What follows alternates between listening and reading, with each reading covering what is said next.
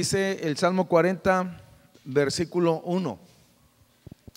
Pacientemente esperé a Jehová, se inclinó a mí y oyó mi clamor. Me hizo sacar del pozo de la desesperación. Diga conmigo, salir del pozo. Me hizo sacar del pozo de la desesperación, del lodo cenagoso. Puso mis pies sobre peña y enderezó mis pasos. Puso luego en mi boca cántico nueva, alabanza a nuestro Dios. Con esto termino. Puso luego en mi boca cántico nuevo, alabanza a nuestro Dios. Padre, yo te pido en esta hora que tú nos bendigas a través de tu palabra. Señor, tu palabra es viva y es eficaz, y pedimos ser edificados en la misma, en tu nombre preciosísimo, Señor. Muchas gracias. Llevamos todo pensamiento cautivo a la obediencia que es en Cristo Jesús, y permite que podamos ser cimentados en tu palabra y fortalecidos en la fe. En el nombre de Jesús, amén. Muy bien, hermanos, puede tomar su lugar. Tenía días pensando en relación a este tema, hermanos, que voy a estar hablando. De hecho, quiero hablar de la depresión, su causa y su cura. De eso quiero hablar en esta hora. Estaba yo pensando y uno está reflexionando, y el viernes precisamente por ahí compartimos la mesa con otros pastores y otros hermanos, y en la plática salió el tema, y uno de los pastores estaba muy conmocionado porque en meses atrás una persona que él había estado discipulando, pero había habido una amistad muy profunda con esa persona había decidido quitarse la vida, y la realidad es que es una persona que había pasando por depresiones muy serias. Depresión es un sentimiento prolongado de tristeza. Me encontré esta definición. Es un sentimiento prolongado de tristeza y de desánimo, acompañado de una profunda sensación de impotencia que nos inhabilita para cambiar las cosas que están fuera de nuestro control. Hoy en día, millones de personas, no estoy hablando de cientos, estoy hablando de millones de personas, sufren de depresión. Es tan serio el problema que cada día en los diferentes países, y más en los subdesarrollados, muchos se están muriendo por causa de la depresión. Quisiera decir que tal vez pudiéramos pensar que este problema solamente es para las personas que están afuera, pero la realidad es que hay muchas personas que, estando aún en la fe, están pasando por procesos de depresión. A esto se le ha llamado el azote del siglo, y es una de las primeras causas de muerte. Hay veces las estadísticas, hermanos, suelen ser así como muy frías, y estaba leyendo, no sé qué tan ciertas sean, pero se dice que en Estados Unidos el 25% de las personas, o sea, de cada 100, 25 personas en Estados Unidos están, hermanos, pasando por un proceso de depresión. En Latinoamérica se dice que el 15%, o sea, de cada 100, 15 personas están pasando por un problema de depresión. Cuando se habla de estadísticas, se dice que las mujeres son más dadas a deprimirse, ¿sí? Pero me llamó la atención que, hablando de los 8 municipios de esta región, Delicias es el municipio que padece más depresión de los 8 municipios que están alrededor. Podemos decir entonces que es un mal, una situación que está muy cerca de nosotros, en nuestra ciudad, en nuestra familia, y que es en cierto sentido preocupante. La depresión afecta a las personas por igual, sean hombres, mujeres, jóvenes, y aún ya se está hablando de niños deprimidos, hermano. Se lo voy a repetir, es lo mismo. Hay hombres como mujeres, jóvenes, adolescentes, pero también ya se habla de niños que están teniendo depresiones. Lo mismo es para personas que son ricas como que son pobres, personas famosas como personas que son exitosas, o personas que son simple y sencillamente obreras. Se puede decir entonces, y a mí me llamaba la atención en meses atrás, cuando hubo una caída en la bolsa de valores, hermano.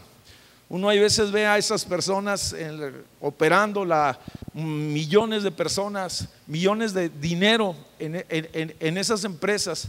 Oye, y cuando hubo una caída en meses atrás, conmocionó a los medios que un hombre, después de haber perdido mucho dinero, decidió de igual manera quitarse la vida. Cuando estamos hablando entonces de esto, una persona deprimida comienza a sentirse y a comportarse de manera diferente, si se puede decir de esa manera. La depresión, algunos la ven como un resbaladero o un escalón de 5 pasos que son descendientes. Viene primero el desánimo, la desilusión, la derrota, la desesperación y la depresión. Vuelvo a decirle, algunos han considerado que la depresión es un proceso, un peldaño que desciende, o una escalera con peldaños descendientes, que primero se presenta el desánimo, después la desilusión, la derrota, la desesperación, para culminar en la depresión. Cuando una persona está entrando en el proceso de depresión, hay algunos síntomas, si se pudiera decir, y quisiéramos en esta hora hablar un poquito sobre, o diagnosticar, un poco acerca de la depresión. Una persona deprimida normalmente se siente desanimada y triste. Surge una parálisis de su voluntad y tiene tendencias hacia el desinterés. En otras palabras, una persona deprimida pierde el interés por la vida. Las personas que están en estas situaciones pierden el interés por su trabajo, pierden el interés por su familia. Hay personas, hermanos, que la realidad van a su trabajo, pero ya no tienen ese aliciente, esa motivación. Tienen a sus hijos, tienen a su esposo, tienen a su familia. Oye, y en la mañana, después de terminar este tema, se me acercó una persona y me decía: lo que usted habló es una realidad en mi vida. Dice, tengo todo, pero estoy sumida en un pozo oscuro. Dice, no le encuentro sentido a la vida. Podemos decir entonces que la persona deprimida experimenta cambios en su actividad, pierde el apetito. Muchas de esas personas casi no comen, casi no duermen. Y también existe el lado opuesto, duermen de más. Personas que se cubren hasta arriba y que no desean saber nada de nadie, no desean saber nada de sus hijos, nada de la casa, nada del negocio, nada de amistades y cosas como estas. Los deprimidos, son personas que han experimentado una pérdida general de su amor propio, se sienten menos, son menos positivos y dudan mucho de sí mismo. Por cierto que las personas que están deprimidas se retiran de los demás porque tienen miedo de ser rechazados. Es más, las personas que están pasando por depresiones cancelan todas sus actividades favoritas. Inclusive ha habido personas, hermano, que desconectan el teléfono, no quieren recibir llamadas, no quieren salir. Es más, hay personas que no quieren bañarse, fíjese, no quieren asearse, no quieren peinarse. O sea, no hay ninguna motivación hasta esos extremos. Pueden, si no lo despiertan, pueden estar acostados por horas, si se puede decir. No le encuentran sentido a la vida. Las personas que están deprimidas tienen un sentimiento de escapar, pero no saben hacia dónde. Quieren irse de su casa, quieren irse de la ciudad, pero no saben realmente hacia dónde dirigirse, hermanos. O sea, no tienen destino, no tienen visión, no tienen futuro. Y en ocasiones, muchas de esas personas, cuando hacen esa clase de decisiones, le erran. Cuando un médico detecta que una persona está deprimida, lo primero que le dice es: no tomes decisiones en este momento, porque las decisiones que tú vas a tomar en este momento, dice, son decisiones que pueden tener repercusiones o son decisiones equivocadas. Las personas que están deprimidas, hermanos, son demasiado sensibles a lo que otros dicen o a lo que piensan que hacen en contra de ellas. Son muy fáciles para que ellos malinterpreten las acciones y los comentarios que otros hacen, y en ocasiones muchos de esos comentarios son infundados. Las personas que están deprimidas en ocasiones tienen a flor de piel sus sentimientos, pueden llorar fácilmente, pero también pueden llenarse de ira. Y hay mucho resentimiento en el corazón de estas personas. La realidad es que en una persona que está deprimida hay un sentimiento oculto de culpabilidad, que en ocasiones es hasta imaginario, ni siquiera es real. En ocasiones la depresión nos conduce a un estado de dependencia en otras personas. ¿Qué es lo que yo estoy diciendo? Pierden su confianza en sí mismo, de tal manera, hermanos, que no pueden tomar decisiones, que sienten tanta inseguridad, tienen tanto temor de hacer cualquier cosa, que se aferran a otras personas, si se puede decir. Estoy hablando de diagnosticando, la depresión. Y tal vez algunos digan, bueno, ¿y por qué causa alguna persona se deprime? Los que hablan de este tema, dicen muchas cosas, pero yo saqué algunas que son más relevantes. La primera es, una de las causas es que cuando alguien ha tenido una experiencia, que ha tenido una pérdida grande en su vida. Por ejemplo, una persona que ha perdido un ser querido, esa es una de las causas principales para que una persona caiga fácilmente en depresión. Cuando viene el luto, cuando viene situaciones de este tipo difíciles, las personas suelen deprimirse. La pérdida del matrimonio también puede ser, hermanos, una causa de depresión. ¿Cuántas mujeres o cuántos hombres en algún momento dado, después de que pasan por un proceso de divorcio o una situación de infidelidad, hermanos, no le encuentran sentido a la vida, quieren morirse en ese momento? Pero también hay hombres y hay mujeres, hermanos, cuando se enfrentan ante la pérdida del trabajo. A lo mejor eran personas muy buenas trabajadoras, eran personas muy competentes, los despidieron y de pronto entra este sentimiento, si se puede decir, que lo agobia, que lo oprime. Pero también existe la pérdida de la salud. En ocasiones hay personas que estaban sanos o por muchos años vivieron en buena salud y de pronto se están enfrentando ante situaciones como esta.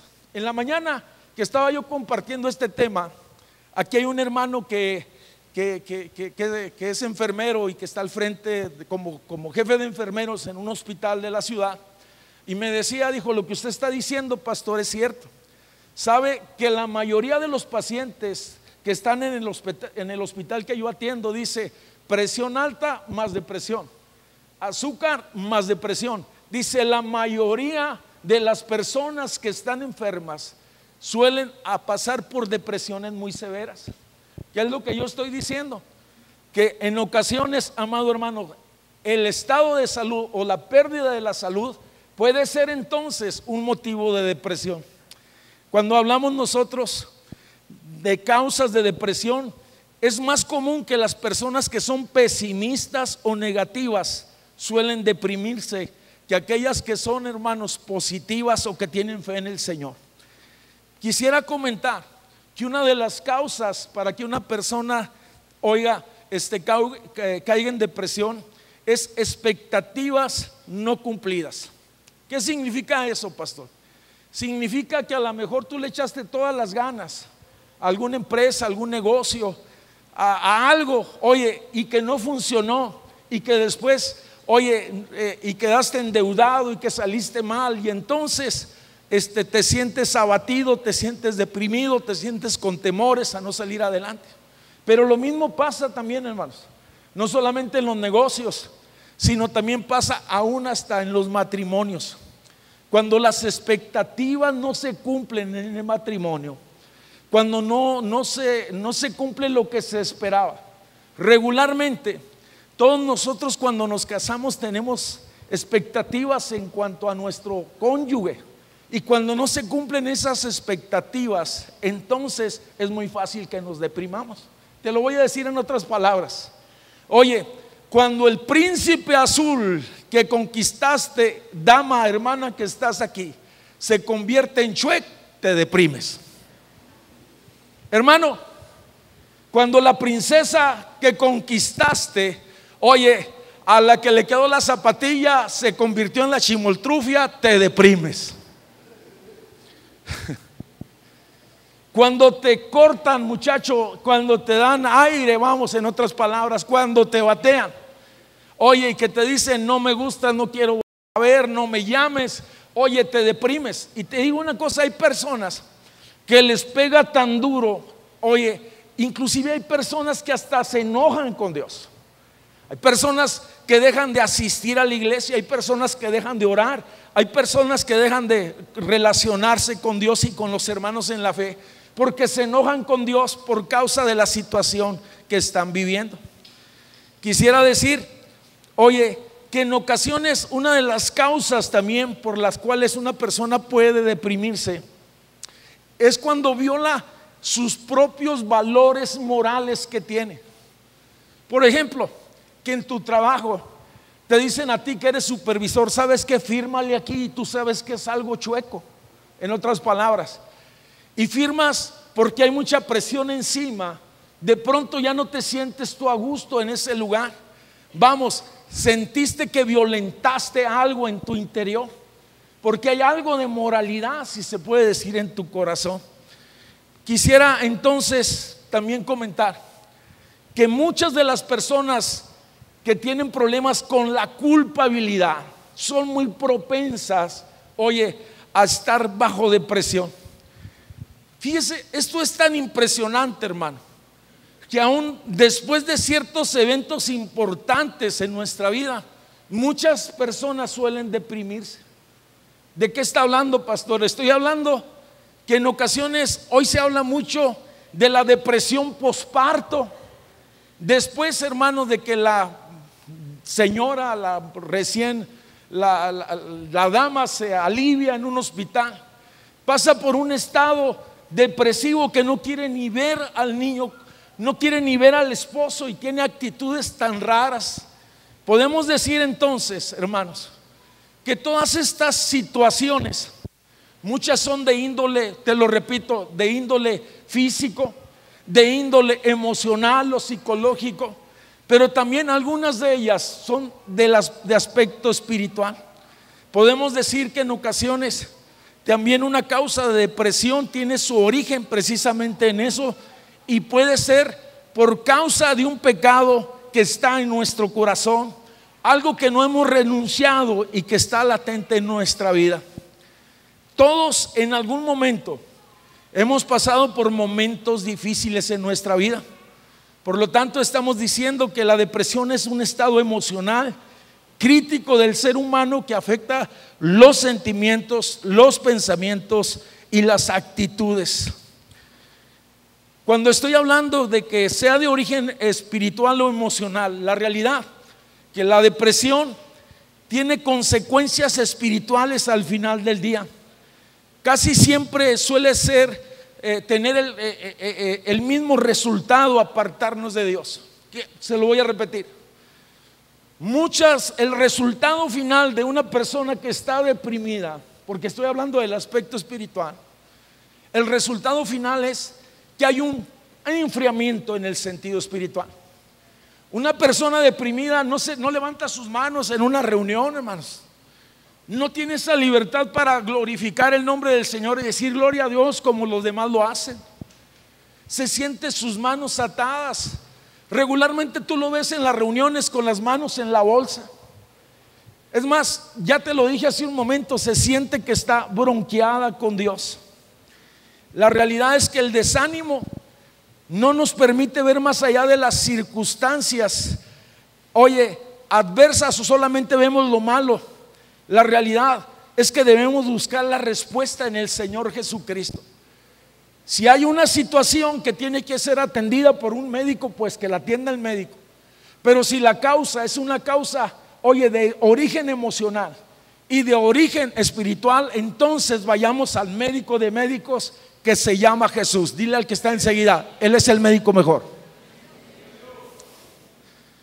En conclusión, ¿cuáles son estos síntomas?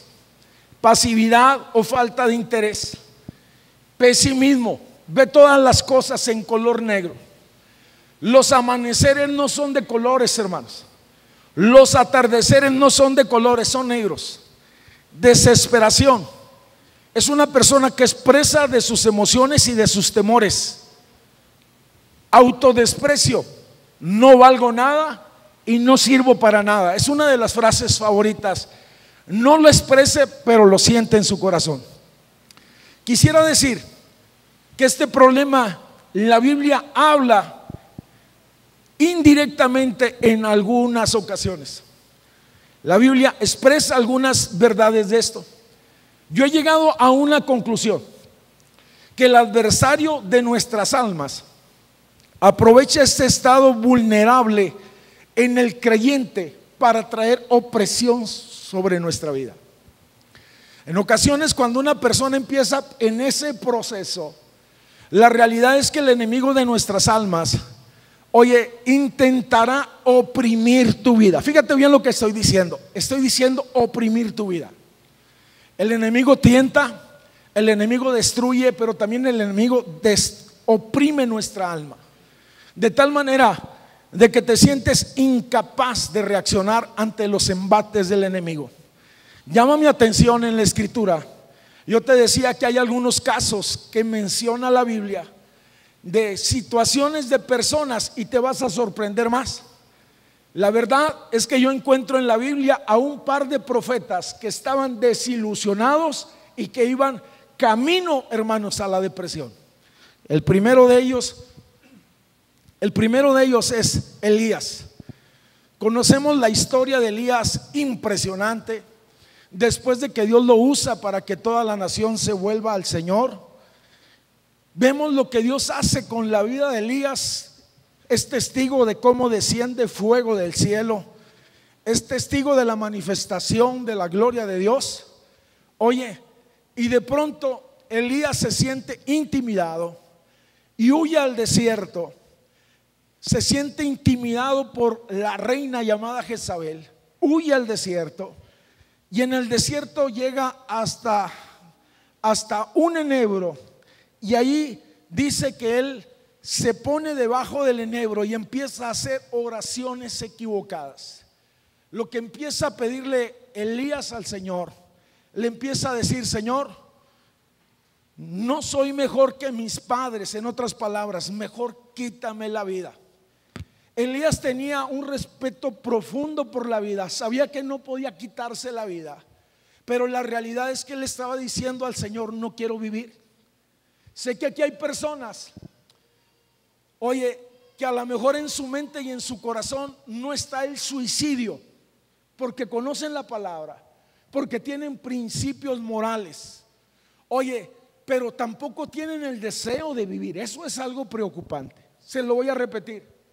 Hay personas que no tienen deseos de vivir, hermanos, y que en su corazón la realidad es que están deseando morirse. Permítame decirle que usted debe de cambiar su pensamiento y que usted debe de cambiar su posición, porque entonces usted es vulnerable a los ataques del enemigo. Segundo hombre que aparece en la Biblia y que lo veo con problemas de desilusión, camino a la depresión, Jonás. Llama mi atención, hermanos, que Jonás, después de haber profetizado en la ciudad de Nínive, el juicio de Dios, que el juicio de Dios venía para esa nación. Por cierto, que Jonás dio un mensaje corto y contundente: Nínive será destruido. Dice que cuando el rey de Nínive y los moradores de Nínive, hermanos, escucharon entonces la sentencia que venía de parte de Dios y no de Jonás, dice que ellos se arrepintieron, ayunaron, pidieron misericordia. Y la realidad es que Jonás había ido a sentarse debajo de una calabacera frente a la ciudad en un monte. Él estaba esperando ver la destrucción de la ciudad de Nínive. Pero Dios, dice la escritura, que decidió cancelar eso y que le dio una oportunidad a esa nación. Cuando el profeta se entera, dice entonces que el profeta dice unas palabras impresionantes. Dice: me quiero morir. En otras palabras, no tiene caso seguir en el ministerio, no tiene caso seguir adelante. Vamos, ¿qué es lo que yo estoy diciendo? Veo a personas desilusionadas camino a la depresión. Por lo menos el salmista llama mi atención en el Salmo 42 versículo 5, que se percata del momento que está viviendo. Se lo voy a decir, el salmista o los salmistas, los que escribieron los salmos, salmos son canciones y son personas que ministraban en la casa de Dios. Estos salmos que tenemos aquí, ellos los cantaban y eran parte de la experiencia con Dios y hablaban de la grandeza de Dios. Y el salmista en algún momento dado me da la impresión de que quiso ir a la casa de Dios, quiso ir a expresar adoración, quiso ir a glorificar el nombre del Señor, y se dio cuenta que algo estaba abatido dentro de su alma. Y el Salmo 42:5, a ver si lo puede poner ahí el hermano, él empieza a hablarle a su alma y a considerar seriamente esta situación, y él le dice: ¿por qué te abates, oh alma mía, y te turbas dentro de mí? ¿Cuál es la causa por la que tú estás abatida, alma mía? Por lo menos, amados hermanos, el salmista podía expresar y discernir que estaba en un momento crítico de su vida. La realidad es que muchos cristianos que están pasando por esta situación no tienen discernimiento del momento que están pasando. Dice el 42:5: espera en Dios, porque aún he de alabarle, salvación mía y Dios mío. ¿Sabía usted que aún el mismo David pasó momentos tan difíciles, que es otro salmista y es el que escribió el Salmo 3? Yo le decía, en algún momento dado era tanta la presión que había sobre su vida, que en el 3:1 él empieza a decir: oh Señor, cuántos se han multiplicado, dice, mis adversarios. Salmo 3:1, por favor, ahí, hermanos. Muchos son los que se levantan contra mí, muchos son los que dicen de mí: no hay para él salvación en Dios. Y ahí yo le estoy diciendo que los salmos son cantos o canciones, pero de pronto ahí aparece una palabra que dice silencio, como que hubo un momento de lucidez. Y luego dice en el versículo 3: mas tú, Jehová, puede ponerlo por favor, hermano, mas tú, Jehová, eres escudo alrededor de mí, mi gloria, el que levanta mi cabeza. Mi gloria, quien levanta mi cabeza. Creo que la mayoría de nosotros hemos tenido algún sentimiento de desilusión, de derrota, de desaliento, o nos hemos sentido agobiados con los problemas. El salmo que tomamos en esta hora, hermanos, el salmo que tomamos habla del hombre, de un hombre que estaba sin esperanza. Habla de un hombre que estaba en un pozo de la desesperación. Habla de un hombre que estaba en el lodo cenagoso. Si usted saca esas palabras, puede decir entonces que era un hombre que estaba abatido, era una persona que estaba en un momento crítico, era un hombre que estaba en derrota y camino a la depresión, si se puede decir de esa manera. Pero el mismo salmo no solamente me muestra a un hombre que está en un momento difícil, sino que es el mismo salmo quien me da a mí la clave para salir de una circunstancia adversa como esta, de la tristeza, de la opresión, del dolor, de la depresión, de la crisis, como tú quieras llamarlo. La primera pauta que marca el salmo dice en el Salmo 40: pacientemente esperé a Jehová. La primera pauta es: espera en Dios. A ver, dile al que está enseguida: necesitamos esperar en Dios. La pregunta es: ¿en quién tenemos nuestra confianza? ¿En quién tenemos nosotros nuestra confianza? El que espera en alguien, hermanos, es que confía en ese alguien.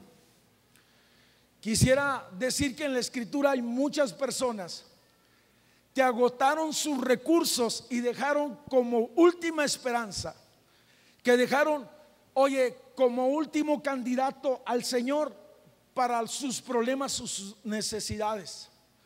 Llama mi atención lo que dice el Evangelio según San Marcos, capítulo 5, versículo 25, donde habla de una mujer que había sido azotada por 12 años de una enfermedad terrible, de un flujo de sangre.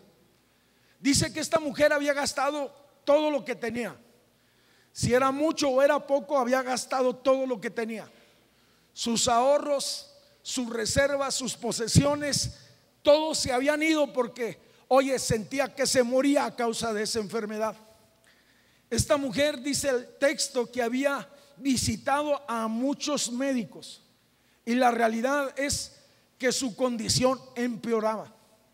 Por cierto que esta mujer, hermanos, deja como último recurso a Jesús, y es ahí precisamente donde ella encontró la solución a su problema.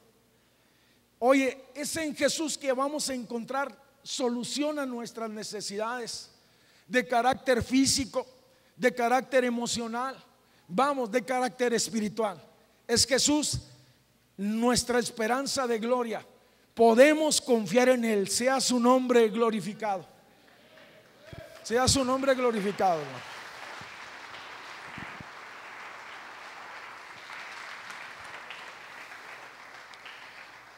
Esperar en Dios en ocasiones, hermanos, es nada fácil. Más cuando hay un diagnóstico difícil, cuando parece que todo está oscuro, cuando parece que el negocio no funciona, cuando parece que todo se agrava en nuestra casa, cuando parece que todos nuestros hijos se ponen más rebeldes, cuando parece, que las situaciones o que la noche es más oscura, pero la realidad es que Dios siempre llega a tiempo. Jesús nunca llega tarde. A su nombre sea la gloria.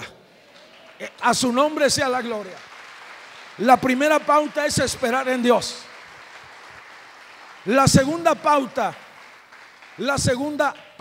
es confiar en el Señor, confiar en Dios.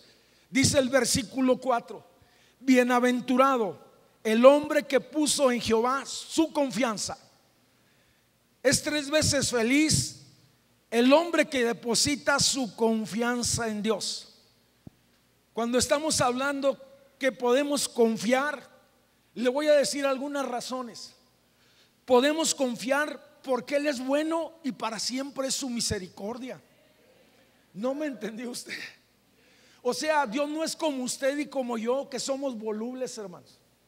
Dios es bueno y para siempre es su misericordia.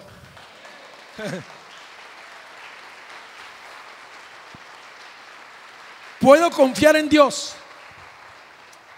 Le voy a decir por qué puedo confiar en Dios. Porque Él es poderoso.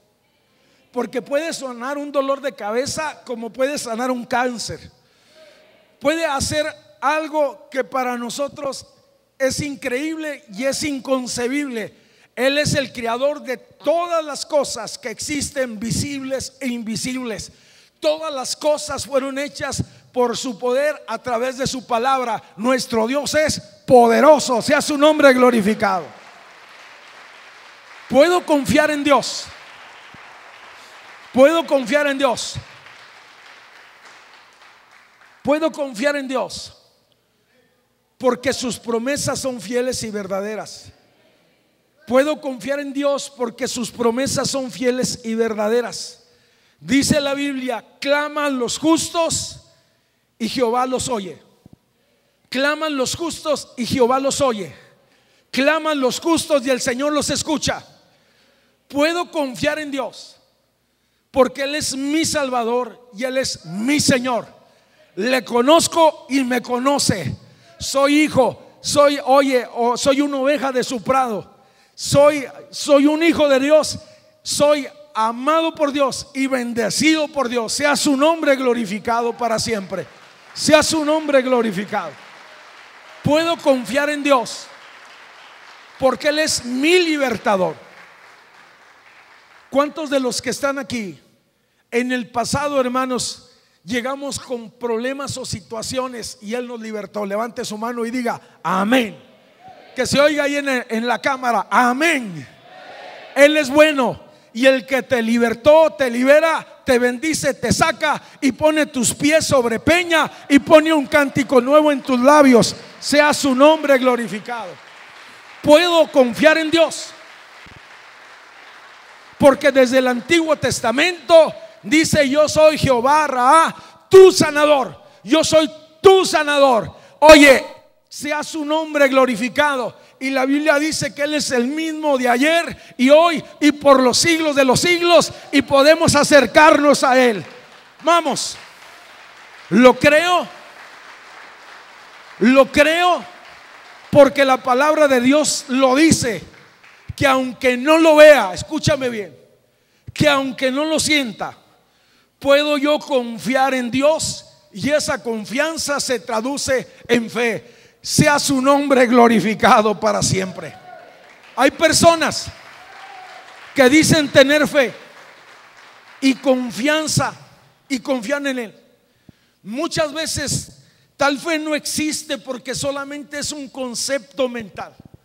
Porque la fe cree lo imposible. La fe cree lo imposible y puede confiar en los recursos ilimitados de Dios. No conozco la magnitud de tu problema, pero te digo, aún, oye, nuestro Señor es digno de toda confianza. Podemos ir ante Él y no vamos a ser defraudados. Ahora sí te voy a pedir que le des un fuerte, pero bien fuerte aplauso al Señor.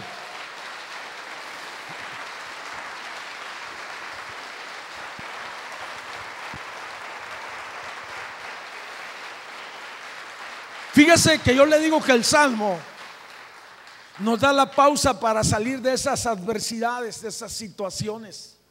La primera es esperar en Dios. La segunda, confiar en Dios. La tercera, si usted analiza el texto detenidamente, el versículo 1 es clamar a Dios. Dice el versículo 1: se inclinó a mí y oyó mi ¿qué? A ver, vamos a ponernos de acuerdo. A ver si lo puede poner allí, hermano, por favor, en la pantalla. Se inclinó a mí el Señor, porque Él oyó mi clamor. No dice oyó mi queja. No dice oyó mi amargura. No dice oyó mi tristeza. No dice oyó mis palabras de desolación. Dice oyó mi clamor. La realidad es que clamar tiene que ver con una actitud de corazón. Una oración no superficial, sino el clamor estremece el trono de Dios. El clamor va por encima de las circunstancias. Y la Biblia, en el Nuevo Testamento, aparece un hombre que me llama la atención, porque su situación era crítica y difícil. Me refiero a Bartimeo, hijo de Timeo, que vivía en la ciudad de Jericó. Que cuando Jesús llegó a la ciudad de Jericó, dice que Bartimeo era ciego, pero no era sordo. Bartimeo empezó a oír el tumulto, la multitud que se acercaba. Donde iba Jesús había multitud de personas, hermanos. Lo querían escuchar, querían tocar su manto, querían verlo. Y la realidad es que en esa ocasión no era la excepción. Multitud de personas llegaron y Bartimeo escuchó el tumulto, empezó a preguntar de qué se trataba. Le dijeron: es Jesús, es Jesús. Y la esperanza nació. Pero me llama la atención que entonces Bartimeo dejó la posición de indigente, dejó la posición de invidente, se levantó y dice, y arrojó su manto. Algunos hablan de que las personas que vivían de limosnas o las personas necesitadas eran identificadas con un manto. Aquel dejó su postración, dejó su manto, y entonces empezó a clamar detrás de la multitud. Hoy empezó a hablarle y a gritarle, a clamar a Dios con todo a clamarle a Jesús con todas sus fuerzas. Jesús, Hijo de David, ten misericordia de mí. Jesús, el Mesías prometido, ten misericordia de mí. La realidad que encontró posición. Los discípulos, los discípulos le dijeron: ya, Bartimeo, en otras palabras, calla. Pero Bartimeo dice que clamó con más fuerza. La realidad, amados hermanos, que las personas que suelen estar deprimidas difícilmente claman. Y si usted se fija, que el Señor pone aquí como un antecedente: tienes que confiar, tienes que esperar, pero tienes que clamar, tienes que levantarte y tienes que buscarme. Tienes que levantarte y tienes que buscarme. Yo te dije que hay situaciones que son de carácter físico, hay situaciones que son de carácter espiritual, hay situaciones que son de carácter emocional. En esas tres áreas nuestro Dios nos puede ministrar, nos puede saciar, nos puede bendecir, porque Él es nuestro Señor, Él es Dios, sea su nombre glorificado para siempre. Nuestras necesidades afectivas, nuestras necesidades físicas y nuestras necesidades espirituales. Por lo tanto, cuando tú le clamas, no estás perdiendo el tiempo, no son palabras al aire. Clama a Dios. Jeremías capítulo 33 versículo 3 dice: clama a mí y yo te responderé y te enseñaré cosas grandes y difíciles que aún tú desconoces. Dios es bueno. Puedes decirle al que está a tu lado: Dios es bueno.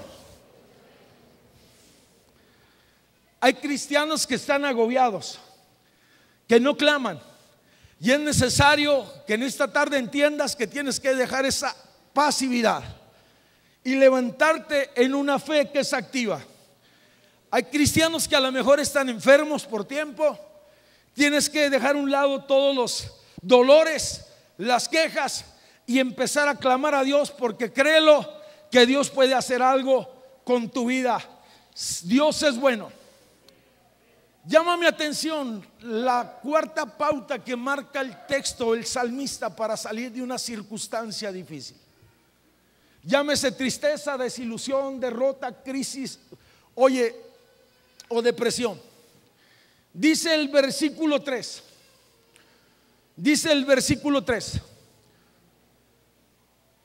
Puso luego en mi boca. Versículo 2. Me hizo sacar del pozo de la desesperación, del lodo cenagoso. Y luego dice: puso mis pies sobre la peña y enderezó mis pasos. Llamó mi atención el hecho de que el Señor puso los pies de aquella persona sobre algo sólido. Necesitas pararte en la roca que Dios ha determinado. La experiencia del salmista decía: puso mis pies sobre la peña. Fue posicionado en un lugar seguro. Nosotros somos posicionados en la peña, y permíteme decirte que nuestra fe se fundamenta en la palabra. Se lo voy a repetir porque esto es muy importante. Nuestra fe, hermanos, se fundamenta en la palabra. Necesitamos fundamentarnos y pararnos en la palabra, en la cual vamos a recibir auxilio y vamos a estar firmes y no nos vamos a hundir, porque estamos parados en sus promesas y estamos parados en su palabra. Muchos de nosotros, cristianos de muchos años, somos cristianos que vivimos por emociones más que por convicciones. Nos movemos por las situaciones que están alrededor de nuestra vida, pero no estamos parados sobre la palabra. Le voy a decir una verdad que me impactó. Nosotros tenemos un testamento ya abierto y ya dado. Se le llama el Nuevo Pacto, el Nuevo Testamento. Y ese Nuevo Testamento y ese Nuevo Pacto, la realidad, hermanos, es que está a mi favor. ¿No me entendió usted? ¿No me entendió? Se nos dio un testamento y ese pacto ya está abierto y está vigente, y se le llama el Nuevo Pacto, que es un pacto o testamento a mi favor. La verdad que ese pacto tiene demandas, pero son más las bendiciones o los beneficios que ese pacto establece. Se lo voy a repetir. Ese pacto sí tiene mandamientos, sí tiene ordenanzas, pero la realidad es que son mínimas, y Jesús dijo que no son sus mandamientos, pero la realidad es que son más sus bendiciones. La palabra de Dios habla de bendiciones para el creyente, y eso lo incluye a usted y a mí. Soy bendecido por la palabra.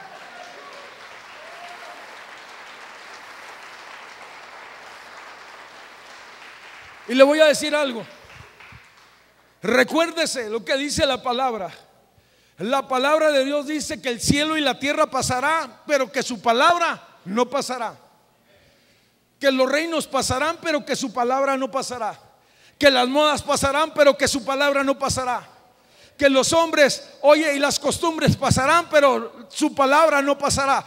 Por lo tanto, cuando yo me paro en la palabra, hay firmeza en la palabra, y hay seguridad en la palabra, y hay bendición en la palabra. Sea su nombre glorificado para siempre.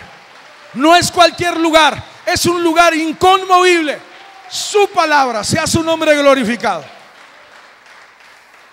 Recuérdese lo que dice la palabra, que Él no se olvida de la obra de sus manos. Y yo soy esa obra de sus manos. Usted es alguien especial para Dios. No es cualquier persona. Oye, no es cualquier persona, es alguien especial para Dios. Sea su nombre glorificado. Recuérdese lo que dice la palabra, que los pensamientos de Dios para nosotros son pensamientos de bien y no de mal. Recuérdese lo que dice la palabra acerca de nosotros, que estamos llamados nosotros a vivir por fe y no por vista. Que podrá haber, oiga, alrededor de nosotros circunstancias adversas, pero delante de nosotros tenemos la seguridad, tenemos la promesa, oye, y estamos parados en su palabra. Sea su nombre glorificado para siempre. ¿Qué estoy diciendo? Que estoy seguro con Él porque estoy firme en su palabra. No te muevas de ahí. Si le va a dar un aplauso, hácelo bien fuerte al Señor.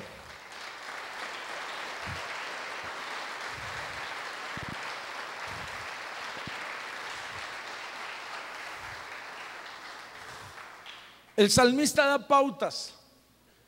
Dice espera, dice confía, dice clama, dice párate en la roca, párate en la peña. Eso dice posiciónate, que ahí vas a estar seguro. Ahí vas a estar seguro. Ahí va a estar segura tu casa, tu familia, va a estar seguro tu negocio. Aunque vengan tempestades, aunque vengan situaciones, aunque vengan enfermedades, aunque venga lo que venga, ahí vas a estar seguro sobre la peña. Sea su nombre glorificado. Pero hay algo que me impresionó a mí muchísimo. Dice el Salmo, versículo 3, Salmo 40, versículo 3. Puso luego en mi boca cántico nuevo, alabanza a nuestro Dios. Verán estos muchos y temerán y confiarán en el Señor. Quisiera decirle, para ir cerrando este pensamiento, adorar después de recibir algo se llama gratitud. Muchas veces antes se usaba, hermanos, que los hermanos cuando recibían un favor de Dios, sanidad, provisión, algo de parte de Dios, en ocasiones venían, testificaban, y algunos hasta se animaban a cantar, porque había gratitud en el corazón de ellos, porque había agradecimiento. Pero adorar a Dios cuando todavía no tienes tus asuntos resueltos, cuando todavía estás en el lodo, en el pozo de la desesperación. Adorar a Dios cuando estás en la cárcel profunda. Adorar a Dios cuando estás en el hospital. Adorar a Dios cuando todavía no están los problemas resueltos. Eso se le llama adoración anticipada. Y te voy a decir una verdad. Mientras yo preparaba este mensaje, a mí me impactó Dios. La adoración La adoración anticipada antes de recibir el favor conmueve los cielos. Tal vez alguno diga: a ver, pastor, ¿de dónde usted saca estas cosas? Cuando yo voy a la Biblia, al libro de los Hechos, y le voy a pedir que vaya por favor conmigo al libro de los Hechos. Vamos a ir al libro de los Hechos, capítulo 16. Ahorita entramos en el texto, pero quiero narrarle la historia larga, corta. La realidad es que había dos hombres que habían sido llamados y que estaban haciendo una labor misionera por las naciones. Iban proclamando, predicando, y Dios los estaba respaldando, los enfermos sanando. Oye, Dios haciendo milagros, señales y maravillas. Me refiero a Pablo y a Silas. La realidad es que tomaron entonces a Pablo y a Silas, por consejo del malo, los llevaron entonces a la cárcel. Dice que los encadenaron, dice que los pusieron en un lugar de castigo. Yo quisiera que fueras conmigo a Hechos 16:22. Y fíjate lo que dice: y se agolpó el pueblo contra ellos, y los magistrados, rasgándose las ropas, ordenaron azotarlos con varas. Después de haberlos azotado, muchos, dice, los echaron en la cárcel, mandando al carcelero que los guardase con seguridad, el cual, recibido este mandato, los metió en el calabozo de más adentro y les aseguró los pies en el cepo. Aquí hay una realidad espiritual. En el plano natural, Pablo y Silas habían sido llevados a un lugar, a un calabozo, y puestos en un cepo, donde sus manos y sus pies iban a estar, aprisionados. En el plano espiritual, la otra realidad es que el diablo no quería que Pablo y Silas siguieran predicando, siguieran orando, siguieran testificando, siguieran hablando, siguieran ministrando, siguieran diciendo: Dios es bueno, Dios es poderoso, Él salva, Él libera, Él viene, Él es bueno y para siempre es su misericordia, sea su nombre glorificado.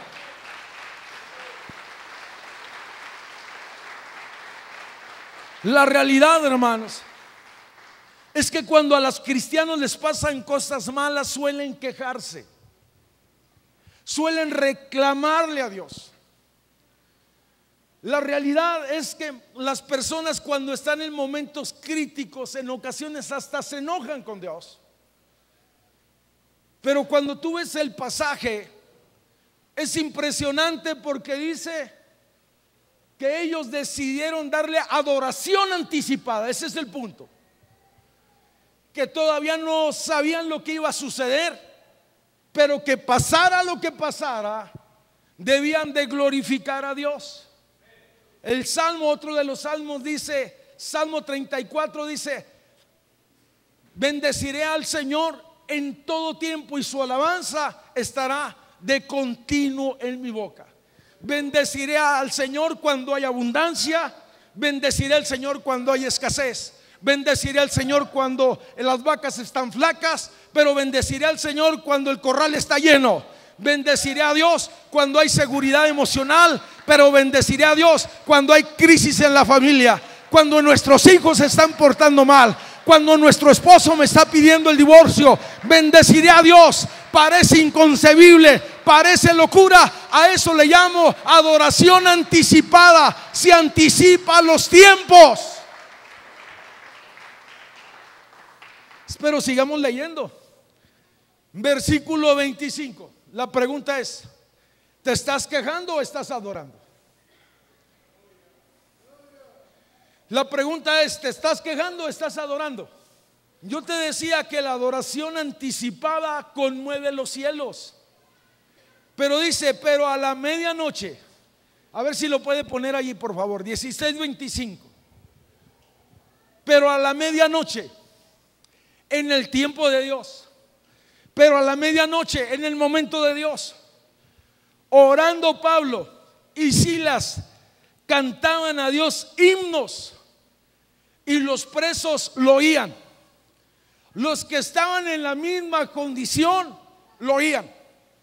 Regularmente los que están encarcelados con sentencias largas, injustas, siempre están maldiciendo o hablando mal de los abogados o del gobierno o de sus enemigos. Había unos que eran diferentes, que estaban glorificando a Dios en momentos difíciles.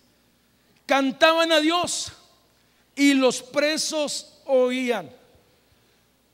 Multitud de personas están siendo testigos de lo que nosotros estamos haciendo. Nuestros hijos están siendo testigos de cómo reaccionamos en las crisis.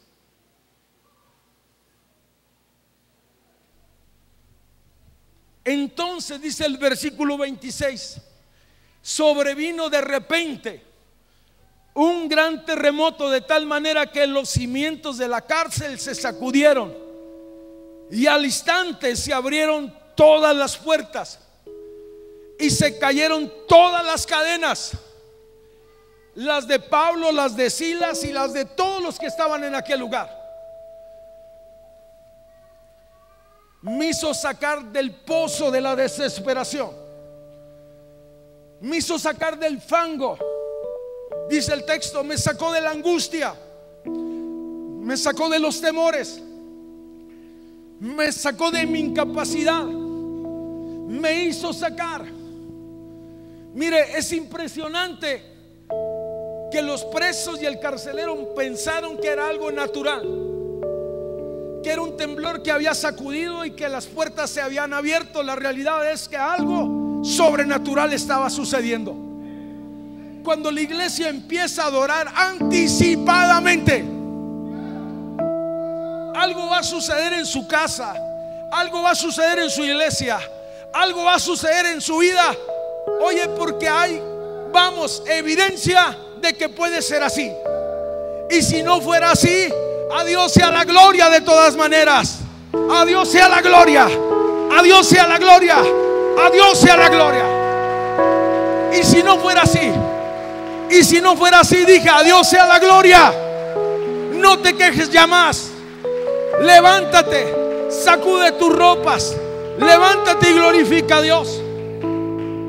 Yo quisiera preguntarle a usted, vino primero la adoración, vino un terremoto y luego vino la liberación. Y sabes una cosa, entonces Pablo se levanta en medio de esa incertidumbre o caos que se da en la cárcel, porque el carcelero pensaba quitarse la vida. Era día de liberación y no de muerte, era día de vida y no de juicio, era día donde Dios se manifestaba en los lugares oscuros, era el día en que Dios visitaba aquella mazmorra, aquel pozo, aquella profundidad para sacar a aquel siervo suyo. Es el día de salvación. Sea su nombre glorificado, sea su nombre glorificado. La pregunta es, hermano, la pregunta para usted y para mí: ¿Pablo se quedó en la cárcel o salió de la cárcel? ¿Pablo se quedó en la cárcel o salió de la cárcel? La pregunta es: ¿por qué sigues en la depresión? ¿Por qué sigues en la tristeza? ¿Por qué sigues en la desilusión como si Dios no existiera? Pablo se levantó y ¿sabes a dónde se fue, hermano? Se fue a cenar. ¿Qué está diciendo, pastor? Se fue a la casa del carcelero y dijo: este me salvó la vida, vamos a hacerle un banquete. Y la salvación llegó a la casa del más malo, del carcelero. Así es Dios, Dios de propósitos, Dios de vida, Dios que libera, Dios que sana, Dios que levanta. Tenía cuidado de Pablo, pero tenía cuidado del carcelero. ¿Quieres ponerte de pie? Todo empezó con una adoración anticipada. Si Pablo hubiera sabido de qué se trataba,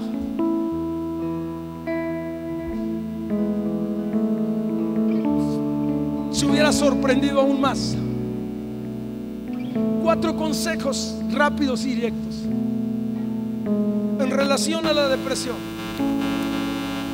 Necesitas tú, para ser libre de todo sentimiento, de toda opresión, sea psicológica, emocional, necesitas recibir a Cristo y hacerlo Señor de tu vida. Hay personas que solo lo reciben, pero que no lo hacen Señor de su vida. Número 2, decida realmente que quiera salir de esa condición, porque a muchos ya les gustó estar viviendo en esa condición. Ya se acostumbraron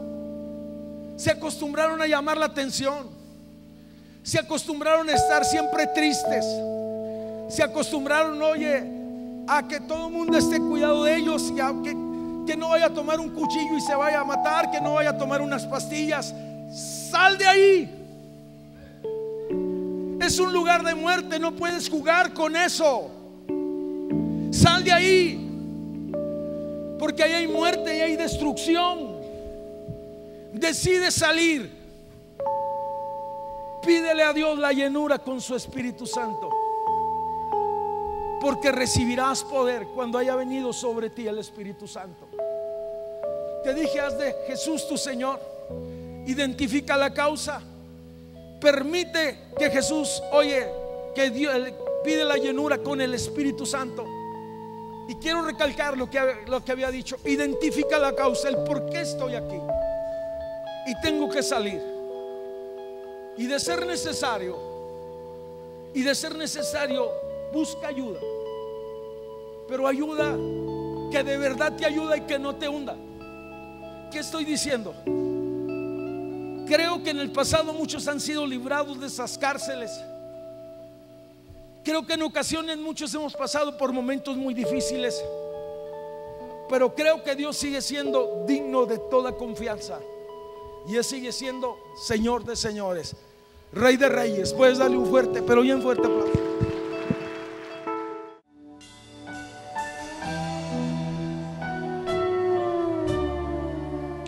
Soberano, sin pecar, te adora toda tu creación.